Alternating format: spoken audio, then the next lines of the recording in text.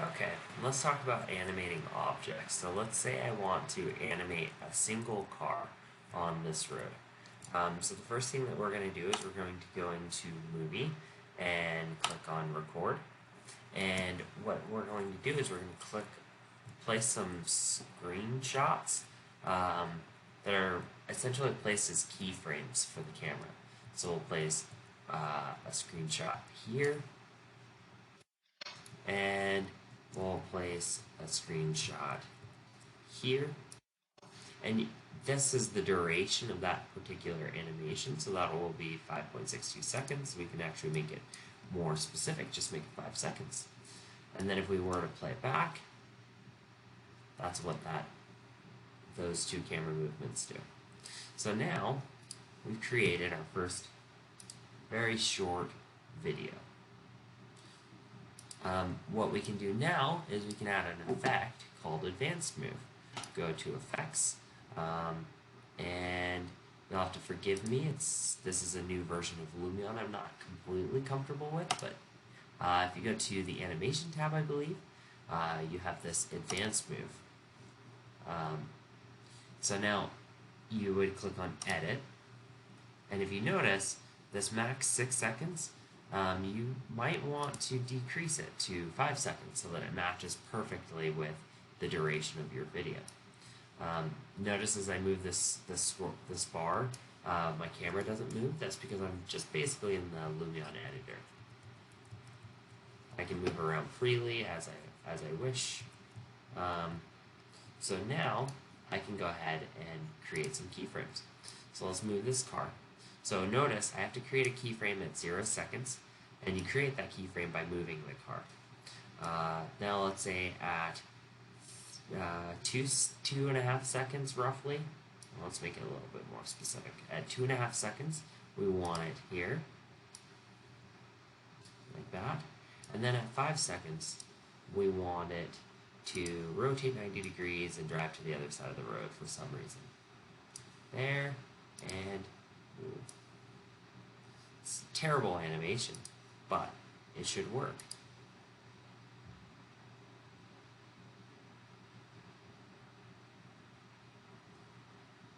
So now we've created some keyframes. One thing that you might notice is that the car gradually completes that rotation. It doesn't completely complete that rotation until the end. So one thing that we can do to fix that is maybe add a keyframe in the middle. Take this car and come to about here and add an extra rotation, like that. And now we should see it rotate a little faster. There you go. Now you'll notice that the animations in Lumion are not the best. Like it bounces right here, for instance. That happens after you add a fourth keyframe in Lumion. There's not a whole lot that you can do about it. So I recommend sticking with 2 or 3 keyframes at max for your animation tool, your advanced move tool. You can animate all sorts of things with this. It's not the only animation tool that we actually have to our disposal. So I'm going to go ahead and just delete that effect because that was pretty terrible.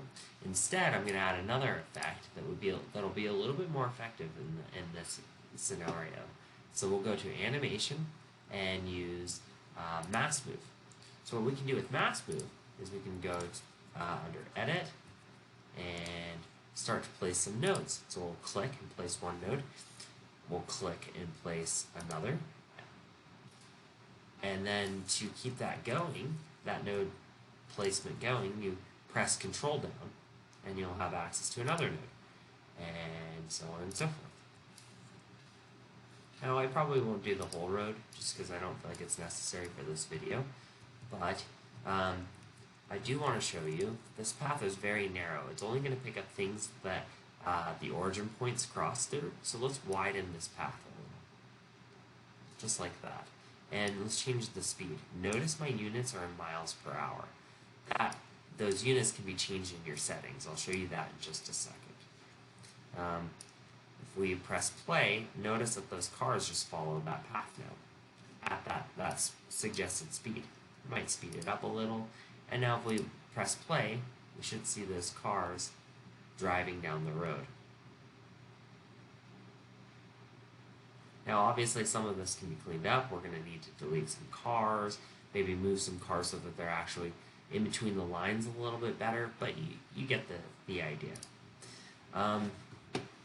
Now to change those settings, I think by default those settings are going to show not miles per hour but kilometers per hour. To change that, you go into your settings right here, like that, and your measures right here, you just change it from metric units to imperial units, like that, and then you should be good to go. Anything else? One last thing I might add to this video before I end. If you are ever asked to do a 4D, never use advanced move to do that 4D. You can only animate objects that are imported in separately. So you can't animate individual elements that you import, but for a 4D, there's going to be hundreds and hundreds of models. Maybe 200 or 300 models that you're going to have to export separately between your steel and your walls and your footings and foundations, and it becomes a mess. Instead, we're going to use a different software. We're going to use 3ds Max to create our animations for that. But that's for a different video.